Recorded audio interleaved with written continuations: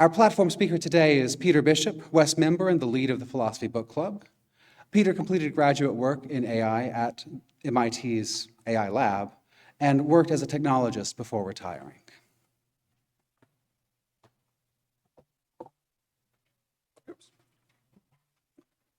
Thank you, Adam. I think I have more of a challenge from our words than usual. However, I started being interested in politics when I was in graduate school. And I'm still interested in politics. But as I notice people talking about politics right now, sometimes I notice that they seem to be concerned that maybe human beings are not intelligent. However, all we need to do to remind ourselves that human beings are intelligent is to look down at our cell phones and remember that the people who created the technologies in the cell phone, that they achieved great things. And it's up to us to use human intelligence. Today, the people who appear to have given us the cell phone are claiming that they are making our computers artificially intelligent. As someone who spent 12 years in the semiconductor industry, I have a secret to share with you. High-tech people have become masters of hype. We are being buried in hype about artificial intelligence.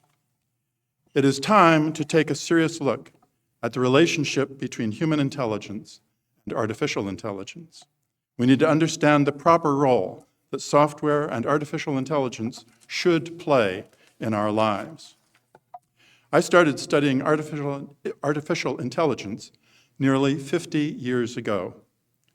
The major problem that had been identified as requiring artificial intelligence was symbolic integration of mathematical formulas. Before I left MIT, the algorithm to compute symbolic integration was discovered.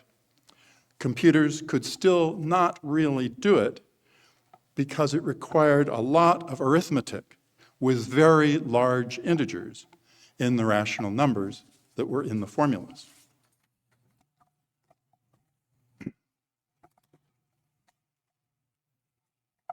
It was at this time that it became clear that artificial intelligence was good for problems that could not be solved, and so the solutions needed to be guessed, as much as humans do as we advance science and math. AI calls this heuristic programming. Scientists and mathematicians use some guesswork to come up with their hypothesis. Then they must prove that their hypotheses are correct. The major contribution of the computer was to enable us to write software that would perform a complex analysis and identify what that particular analysis considered to be the optimum solution. Such solutions are not guesses. This kind of software uses an algorithm to perform the analysis it does. Algorithms only guess when they use heuristics. Today, all stock market analysts are very familiar with a wonderful use of computer-based algorithms that have been incorporated into all of the trading platforms that are available to all of their customers, often free of charge. These trading platforms contain many different stock market analysis algorithms that have been invented by mathematicians who have been studying the stock market since the 1920s. Each stock trader selects which algorithms for analyzing the stock market they wish to use. Each trader should understand as much as possible about the analysis done by each algorithm. The trader then draws their own conclusion about which stocks to buy or sell. All the other traders are doing the same thing at the same time. Used in this way, human intelligence is augmented by the power of the person's laptop computer, but also, if needed, the entire internet. The human interacts with their artificial analysis in a way that is similar to interactions between professional workers in a high-tech company. Each person sheds light on a part of the problem. The final answer is selected by the team leader or possibly by a board of directors that is not as technically competent. Similarly, a human makes the final decision after getting information from their computer. We should be looking for the invention of new algorithms that perform analyses of the problems we are interested in. Then, when we need to guess, AI can help us guess. But when AI helps us guess, we should also get the best guesses possible from human beings. It is best for us to make the final choice of which guess to follow.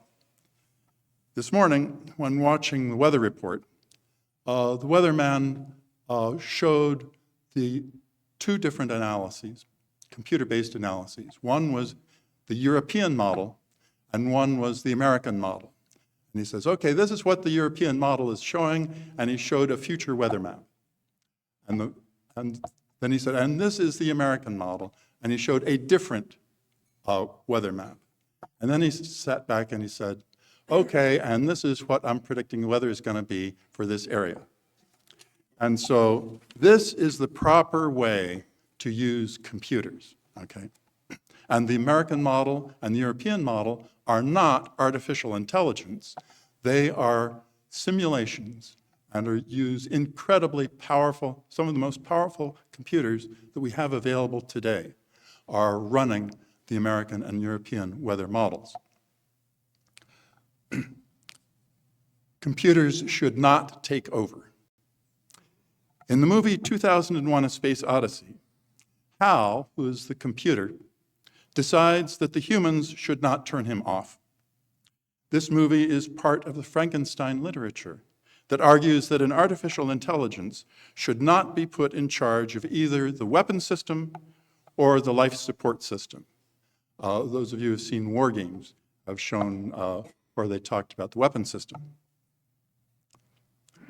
It turns out that Hal, as shown in the movie, was vastly more intelligent than current AI. Now, if we don't want AI in charge of our life support system, we should also not put AI in charge of our elevators. Okay? The horror stories about AI only apply to such systems such as Hal that are truly intelligent. How should we interact with a true artificial intelligence? Well, it turns out we know how to interact with sentient beings. We work with sentient beings all the time, other people. We pass laws limiting the actions that people are allowed to take. When laws are violated, the people are punished. Although a sucker is born every minute, most of us learn not to trust the huckster. Buyer beware. This is how we need to deal with artificial intelligences. Can we trust them? Not if they have too much power. Will they try to cheat us? Probably. Now, let's get back to the beginning of AI. The Turing test. In 1950, Alan Turing proposed the Turing test for how to determine if a computer is artificially intelligent. If a person communicates with a possible artificial intelligence via teletype, Turing suggested that the computer would pass the Turing test if the person could not tell whether the teletype was connected to a computer or to a human being. Alan Turing did not expect computers to form a global internet with powerful search engines available worldwide with access to most of human knowledge. Today, artificial intelligence, by using the information available to our search engines, is able to come surprisingly close to passing the Turing test. Turing did not expect that modern AI would search many human utterances on the internet and transform these utterances into answers. It is not clear that modern artificial intelligence is what we consider intelligence to be. It is largely just smoke and mirrors. Writers know that modern AI might be able to appear to create important stories and plays, but that modern AI has not used the kind of analysis that actual writers and producers use to create their works of art. There was an early attempt to use software to mimic human creativity. And it was a piece of software that wrote music in the style of Mozart. Actually, you could buy it as a little game that you could have at home and run by. You didn't even need a computer. Musicologists had studied Mozart's music and identified some simple algorithms that Mozart had developed when he wrote his music.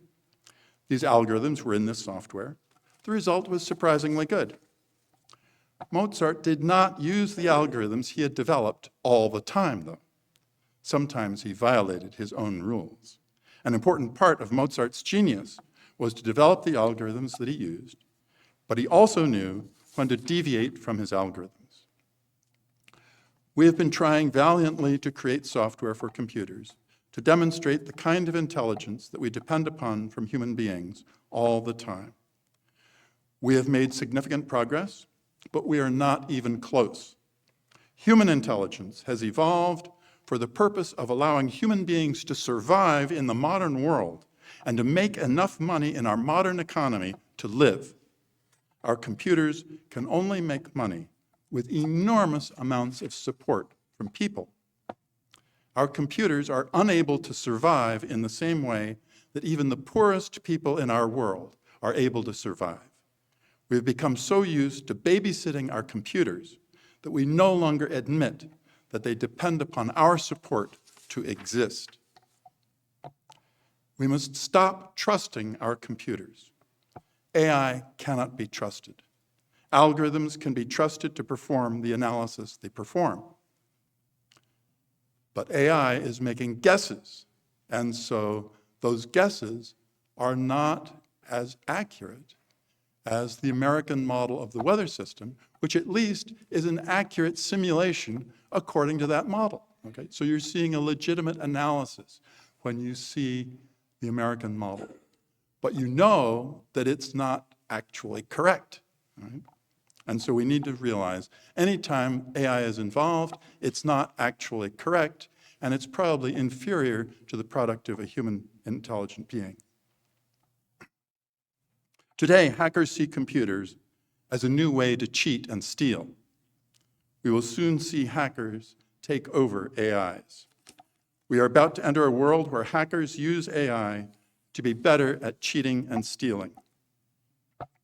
From the 1960s through the 1990s, the speed of technological change was so fast that the leading companies required leaders that were very knowledgeable about their technologies. The customers were also knowledgeable. Facts mattered because everyone knew enough about the technologies they were using to know when they were being lied to. During the 21st century, Wall Street has come to dominate our economy, reducing the importance of facts and increasing the degree to which small-minded accounting issues guide the large decisions in our economy. In addition, the arts have become much more important, since technology can now be used to assist many people express themselves via art. The question of what do people really want, is a much larger issue for today's economy than it was in the 1950s. For the most part, decisions in Wall Street, politics, and in the arts are mostly guesses. These institutions do not have good ways of correcting the guesses of their intellectual leaders, as we have in science and math. In science and math, remember, once we make a guess, once we create a hypothesis, we then have to prove it before it is accepted. There isn't really good ways of doing that in Wall Street, politics, and the arts. Today, we need to be learning how to use our algorithmic power to be able to challenge guesses made to shape society. In the decisions that shape our world, knowledge of what people want is extremely important. All of these decisions affect many people. People know what people want better than computers do. Polls and market research claim to be able to determine what people want. These are techniques to make identifying what large numbers of people want more objectively, but politicians, artists, philosophers, and numerous others can do a better job by using their human intelligence. Computers do not have more computer power than people. The information processing power of a human being is the power within their own mind, plus the power of their personal computers and the power of the entire internet. Computers only have their own power, similar to a laptop and the entire internet. Thus, human algorithmic power will always be greater than a computer's. However, we overemphasize the importance of human intelligence. The human information processing superpower is really good judgment. Human beings use information processing powers that help us invent new technologies and arrive at good judgments in all activities. Businesses should be using good human judgment more than they do. Some people make better judgments and choices than do other people. In companies, people are given guidelines whereby they can override normal business procedures. This takes advantage of their good judgment. In our military, we depend upon the good judgment of low-level officers to outperform our adversaries. Schools should do more to teach good judgment. The invention of interchangeable parts helped fuel the Industrial Revolution. Building things from simple, standard parts and making factories in which each step of manufacturing was made to be very simple, but also completely standard, helped fuel modern industry. Although this worked well in manufacturing, it does not work well throughout the rest of business. People who wanted to improve business stressed the importance of business procedures and simplifying each person's job. Businesses must survive, as do people in our world. They need to be more complicated. Most businesses already create business procedures that include, for each employee, a range of options they can use to improve the business outcome in unusual situations. Good managers train their people on how to use their good judgment to deal with unusual situations.